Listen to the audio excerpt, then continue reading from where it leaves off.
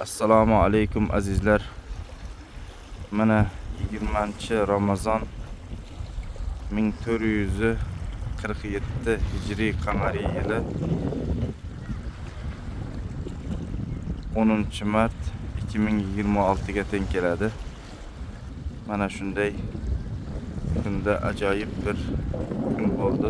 Mana bu yer Yalova Chinarjiq. Bu tarafdan İstanbullar qarang. Oz ko'rinar ekan. Bu İstanbul. Ajoyib.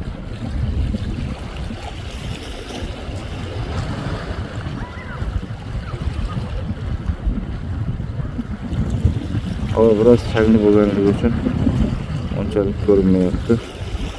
Xulosatli kalam mana shunday. Dengiz shunchalik tiniqki qarang. Tagidagi qumlari-yu hamma narsasi ko'rinib turibdi. Shu darajada ajoyib dengiz.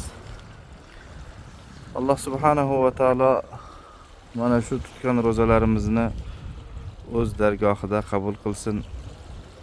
Alloh subhanahu va taolo butun barcha islom baldalariga tinchlik, omonlik nasib aylasin. Alloh subhanahu va taolo Payg'ambar sallallohu alayhi va sallam aytganlaridek: "Man soma Ramazona imanan va ihtisaban g'ufira lahu ma taqaddama min zambi."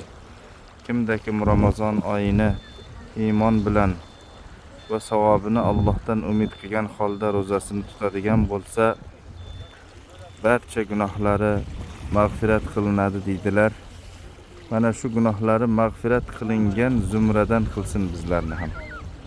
Alloh subhanahu va taolo yana qancha Ramazonlarga bizlarni shu tinchlik, omonlikda, iymon va sihatda bizlarni mana shu Ramazonlarni ko'rishlikni Alloh nasib qilsin bizlarga. Amin.